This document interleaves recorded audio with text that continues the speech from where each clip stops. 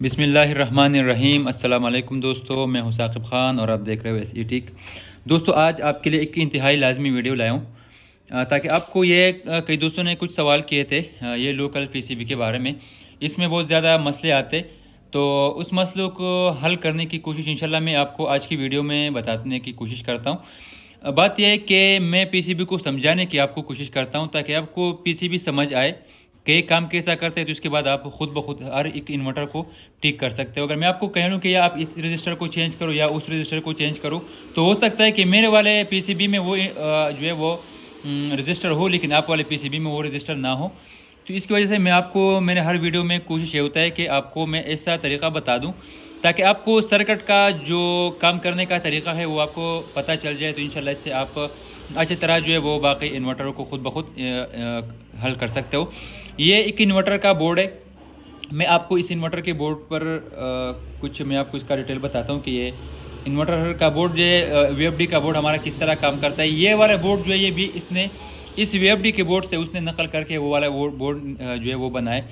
फ़र्क सिर्फ इतना है कि इसको सीपीयू कार्ड से जो है वो ड्राइव मिलता है, सिग्नल मिलता है, और इससे जो है उसको जो है वो पिक 30 से 20 से मिलता है, ड्राइव मिलता है। ऐसा होता है कि यहाँ पर जब हम पॉजिटिव नेगेटिव देते, ठीक हो गया, तो ये पॉजिटिव नेगेटिव यहाँ पर आता है। यहाँ पर ये एक रिले और एक ये 68 ओहम के दो रजिस्टर यहाँ पर यूज़ होते हैं। ये रजिस्टर सीरीज़ में लगे हुए हैं। इसका वाट बड़ा है, तकरीबन 10 वाट है ये इसका। तो होता है कि ये कैपेसिटर इस रजिस्टर के थ्रू सबसे पहले ये चार्ज होता है, फुली चार्ज होता है। इसलिए इसका इस्तेमाल ये होता है कि ये बिल्कुल स्मूथली चार्ज हो और इनपुट में जो डीसी वोल्टेज कैपेसिटर चार्ज होने के जो झटका है वो ना ले। तो जब ये हमारा कैपेसिटर चार्ज होता है तो चार्ज होने के बाद ये सप्लाई स्टार्ट होता है।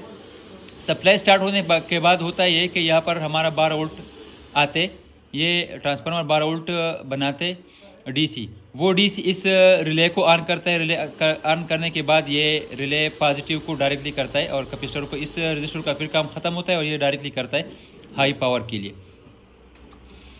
ठीक हो गया दोस्तों। फिर आते यहाँ पर हमारे सप्लाई सेक्शन पर हमारे वोल्टेजेस आते। सप्लाई सेक्शन पर हमारे मॉसफेट पर वही चार्जरों का तरीक़ाकार है, जैसा चार्जर हमारा काम करता है वही तरीका यहाँ पर भी उसने यूज़ किया है। पॉजिटिव डायरेक्टली मिलता है चापर ट्रांसफार्मर को, और इसके बाद जो है वो नेगेटिव हमारे मिलता है मॉसफेट के सोर्स पर, और इसका जो दूसरा साइड है इसका ड्रेन है तो वो ट्रांसफार्मर के साथ मिलता है। जब हमारे आईसी 3844 से पल्स आते मॉसफेट के गेट पर, तो वो उस हिसाब से इसको ड्राइव करता है। तो ड्राइव करने के बाद हमारा चापर मुख्तलिफ वोल्टेजेस बनाते हैं, जैसे कि वो हर एक कपलर के लिए 27 वोल्ट आउटपुट कर देता है। ऐसा 5 वोल्ट और 12 वोल्ट और 24 वोल्ट के सप्लाई आउटपुट करता है, जो कि हमारे सीपीयू कार्ड को रिक्वायर्ड होता है। ठीक है दोस्तों। तो यहाँ पर हमारा जो 3844 है, यहाँ पर यह हमारा आउटपुट करता है तकरीबन ये 15,000 हर्ट्ज़ तक ये मैक्सिमम आउटपुट कर सकता है। ठीक हो गया। वो फिर हिसाब से लोड के हिसाब से या आगे पावर के हिसाब से ये अपने एडजस्ट करता है कि कितना आप जो हमारा पावर को ज़्यादा बढ़ाना है। जब हमारा लोड आता है तो फीडबैक पर इसको मिलता है कि हमारा आउटपुट पर एम्पेयर जाए, तो ये अपना जो हर्ट्ज़ है उसको ज़्यादा करता है। अब इस पर लोड नहीं कोई, तो यहाँ पर आप इसका देख सकते हो, इसका किलो हर्ट्ज़ आप देख सकते हो, तकरीबन 8 किलो हर्ट्ज़ का फ्रिक्वेंसी यहाँ पर आप ये जनरेट करता है। ठीक हो गया दोस्तों।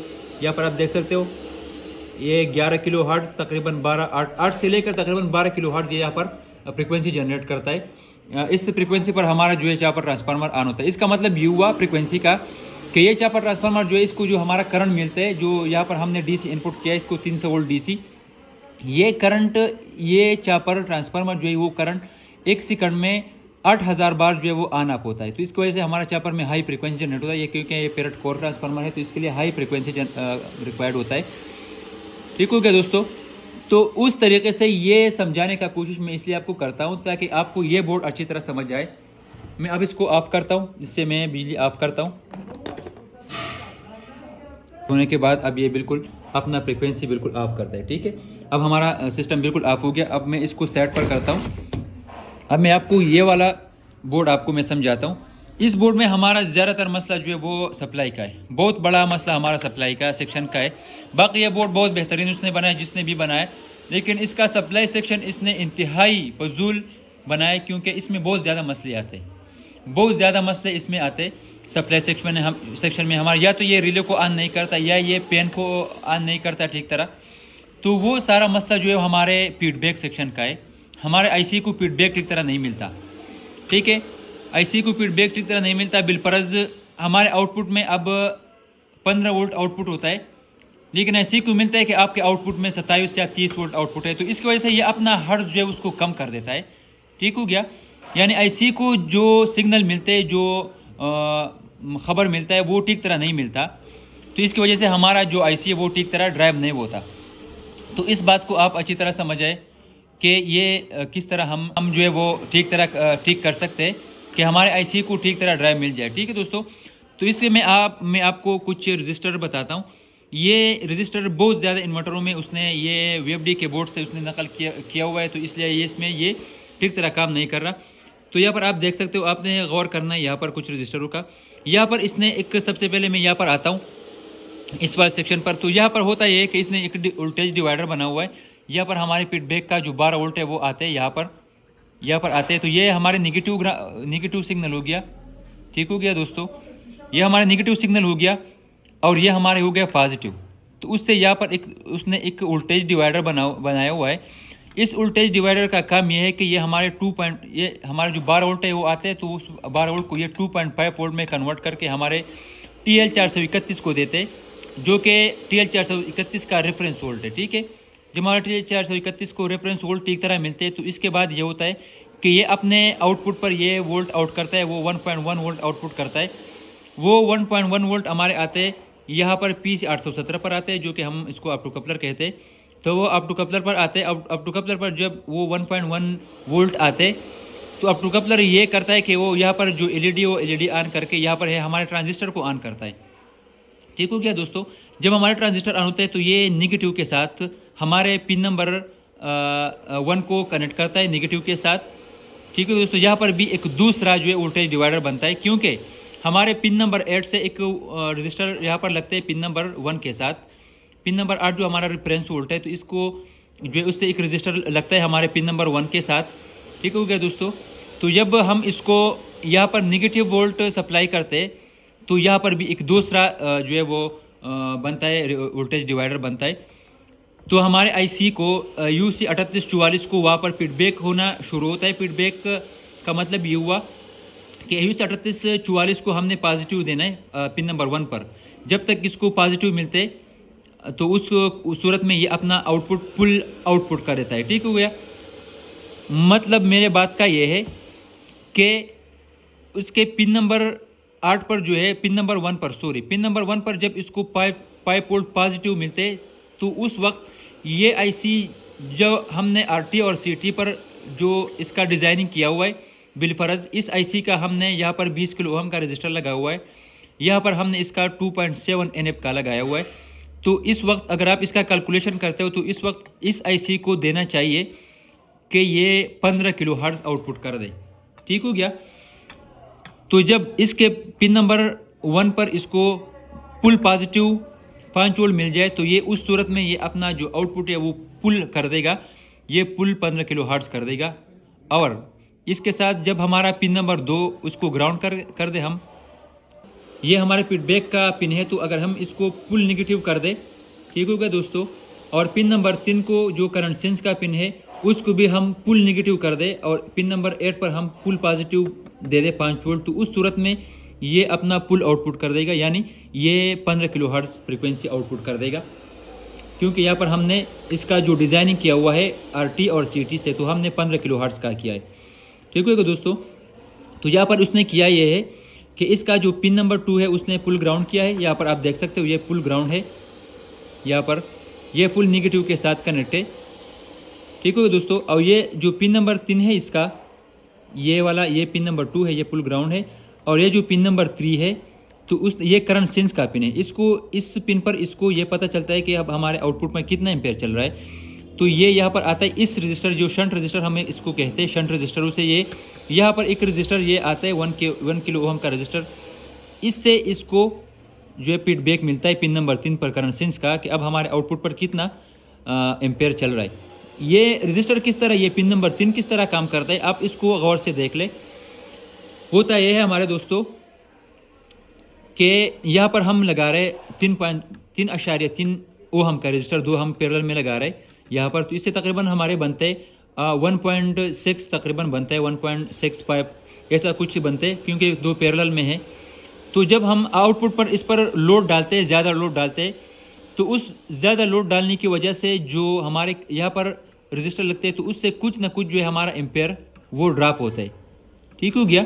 अगर हम इसको फुल डायरेक्टली कर देते तो यहाँ पर जितना हम आउटपुट में लोड डालते तो वो फुल करंट जो है वो हमारे मॉसफेट को मिलते। लेकिन हमने यहाँ पर कुछ थोड़ा सा रेजिस्टेंस इस पर डाला है, तो उस रेजिस्टेंस की वजह से यहाँ पर थोड़े से हमारे जो वाट है वो एम्पेयर है सॉरी और वोल्ट है वो थोड़े से ड्रॉप होकर इस रजिस्टर के थ्रू हमारे पिन नंबर 3 पर मिलते। ठीक हो गया। तो जब हमारे पिन नंबर 3 पर मिलते तो इसको हम करंट सेंस का पिन कहते हैं। वह यहाँ पर मैक्सिमम 1 वोल्ट आ सकते, इससे हम ज़्यादा यहाँ पर नहीं दे सकते। तो जब हमारे पिन नंबर 3 पर वो वोल्ट और एम्पेयर मिलते तो उससे होता है कि हमारे आईसी को पता चलता है कि ये हमारा आउटपुट पर अब इतना एम्पेयर चल रहा है। तो इस पिन नंबर 3 से भी हमारे जो आउटपुट है वो कंट्रोल होते। तो पिन नंबर 1, पिन नंबर 2 और पिन नंबर 3 ये असल की हमारे UC 3844 के कंट्रोल पिन है। जैसा कि हमारे कुछ एम्पलीफायर में वेरिएबल होता है, जैसे हम आवाज़ स्लो और ज़्यादा कर सकते हैं, या वोल्टेज जो रेगुलेटर होते हैं उसमें जो वेरिएबल होते हैं ना, तो ऐसा ही ये 3 पिन है इस आईसी का। ठीक हो गया। ये आईसी पर जो जितने पिन है तो इसको कंट्रोल, इस 3 पिन इस सारे पिनों को कंट्रोल करने के लिए बनाए हुए। RTCT नंबर 4 पिन जो है इससे हम जो है वो फ्रिक्वेंसी बनाते कि हमें आउटपुट पर जितना फ्रिक्वेंसी रिक्वायर होता है उससे हम बना सकते हैं। तो RTCT इस पिन को कहते हैं हम। और इसका जो पिन नंबर 5 है वो तो ग्राउंड है। पिन नंबर 6 इसका आउटपुट पिन है, जो कि हमारे आउटपुट पल्स निकाल कर मॉसफेट को देते। और पिन नंबर 7 जो है हमारे पॉजिटिव वोल्ट है, इसको हम पॉजिटिव इससे दे सकते हैं। और पिन नंबर 8 जो है हमारे फिक्स 5 वोल्ट रिफरेंस, ये आउटपुट या इसे अपने लिए ये 5 वोल्ट रिफरेंस करता है, ताकि हमारे जो है जितने इसका रिक्वायर्ड हो, जितना इसका ज़रूरत हो तो इसके पूरा कर सके पिन नंबर 8। तो मैं बात कर रहा था यहाँ पर फीडबैक सेक्शन का। ठीक है दोस्तों, तो बात वहाँ पर इसके एक्सप्लेनेशन का भी आया ताकि आपको अच्छी तरह इसका समझ आए। तो यहाँ पर जब इसको हम 5 वोल्ट देते हैं पिन नंबर 8 से रेफरेंस से, हम पिन नंबर 1 पर 5 वोल्ट देते हैं, तो जब तक इसको 5 वोल्ट पूरे मिलते हैं तो ठीक है, ये तो ऑन होता है, ये फुल अपना आउटपुट करता है। लेकिन फिर इसको ऐसा होता है कि इसको फीडबैक नहीं मिलता। ये हो सकता है कि ये आपको यहाँ पर आउटपुट पर आपको 12 वोल्ट रिक्वायर्ड हो, ये आपका 30 वोल्ट भी दे सकता है, ये आपका यहाँ पर 40 वोल्ट भी दे सकता है। तो उस वोल्ट को कंट्रोल करने के लिए हम फीडबैक सेक्शन का इस्तेमाल करते हैं, ताकि हमारे आईसी को ये पता चल जाए कि अब हमारे आउटपुट पर कितना वोल्ट है। उसको कंट्रोल करने के लिए हम यहाँ पर असल की जो है वो फीडबैक सेक्शन का इस्तेमाल करते हैं। तो यहाँ पर ये जो हमारे कपलर लगता है तो वो निगेटिव और हमारे पिन नंबर 1 के साथ कनेक्ट होता है। इसका एक साइड पिन निगेटिव के साथ कनेक्ट है और इसका जो दूसरा पिन है तो वो हमारे कपलर के साथ कनेक्ट है। ठीक हो गया दोस्तों।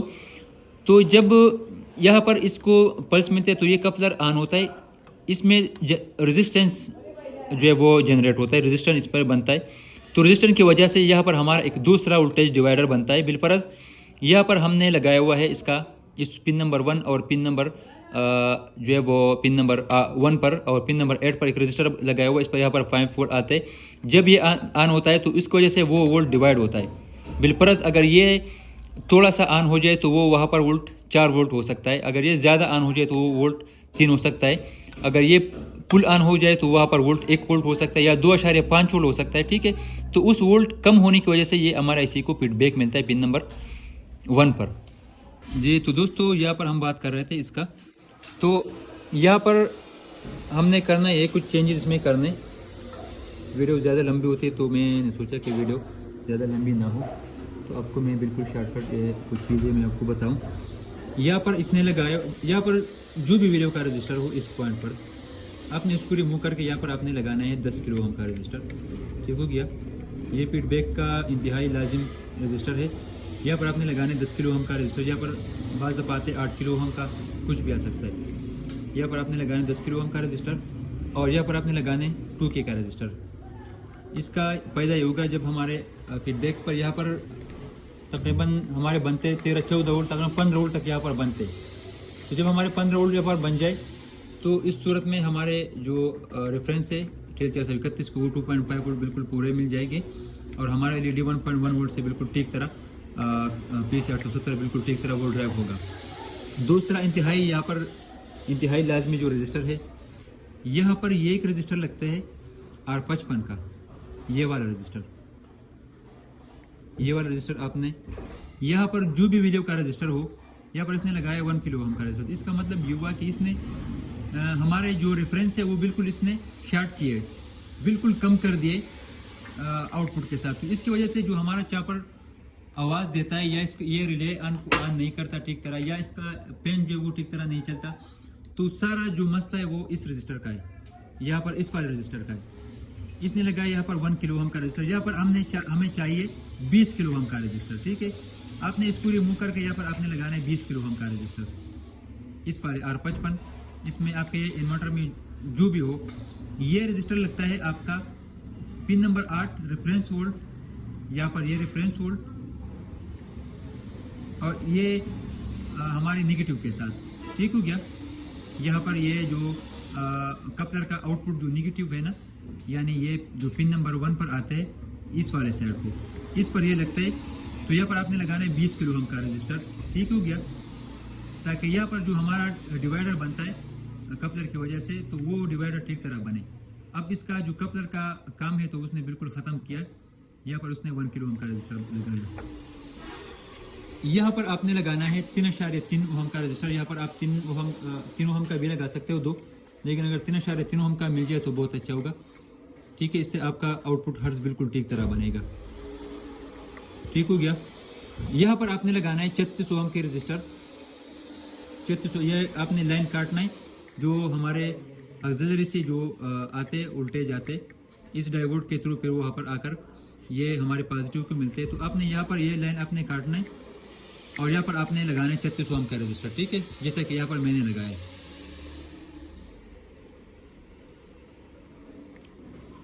ठीक हो गया। इसके बाद आपने यहाँ पर लगाना है 100 ओम का रजिस्टर, या आप यहाँ पर 200 भी लगा सकते हो। 100 ओम अगर हो जाए तो बहुत अच्छा होगा। अगर आप यहाँ पर मॉस्फेट ज़्यादा वीडियो का इस्तेमाल करते हो तो आप फिर यहाँ पर 100 ओम का लगा लें। बिलफर्ज आप यहाँ पर 900 वोल्ट या 1000 वोल्ट या 1500 वोल्ट का इस्तेमाल कर रहे हो मॉस्फेट, तो यहाँ पर फिर आपने लगाना है 100 ओम का या इससे कम। ठीक हो गया। अगर आप यहाँ पर छोटा मॉस्फेट इस्तेमाल कर रहे हो, या यहाँ पर आप 600 वोल्ट मॉस्फेट इस्तेमाल कर रहे हो, तो फिर आपने यहाँ पर लगाना है 200 या 150 ओम भी लगा सकते हो। ठीक हो गया। यहाँ पर आपने लगाना है 1K का। तो ये कुछ रेजिस्टेंस है, इसको आपने चेंज करना है। इंशाल्लाह आपका मसला जो बिल्कुल हल हो जाएगा और आपका जो सिस्टम है बिल्कुल ठीक तरह काम करना शुरू होगा। यहाँ पर आपने सारे कपलर निकालने, इससे चारों कपलर आपने निकालने, 1 2 3 4 आपने सारे कपलर निकालने, और यहाँ पर आपने 27 वोल्ट चेक करना। ठीक है, यहाँ पर कपलरों के बगैर आपका 33 32 35 वोल्ट तकरीबन आ सकता है, लेकिन यहाँ पर आपने 27 वोल्ट बनाना है। जब आप कपलर लगाते हो ना, तो कपलर लगाने के बाद यहाँ पर आपका 27 वोल्ट जो है वो आना चाहिए। ठीक हो गया। और इस गेटों पर आपने आप सूरत में IC को निकाल कर, IC लगाने से पहले यहाँ पर गेटों पर आपका तकरीबन आना चाहिए 9 वोल्ट। इस पॉइंट पर आपका गेट और इस पॉइंट पर आपका 9 वोल्ट आना चाहिए। और IC लगाने के बाद यहाँ पर आपका 2.5 वोल्ट से लेकर 3 वोल्ट आना चाहिए AC में। वो AC में भी आपको शो करेगा और DC में भी आपको शो करेगा। ठीक है, अगर आपको यहाँ पर कम वोल्ट शो करता है या यहाँ पर आपको DC में सिर्फ शो करता है और AC में शो नहीं करता IC लगाने के बाद, तो फिर आपके कपलर में मसला हो सकता है। कोई कपलर आपका ख़राब है तो उसको भी आपने लाजमी चेक करना है। इंशाल्लाह इससे आपका मसला बिल्कुल ठीक तरह हो जाएगा। मुझे इजाज़त दीजिए।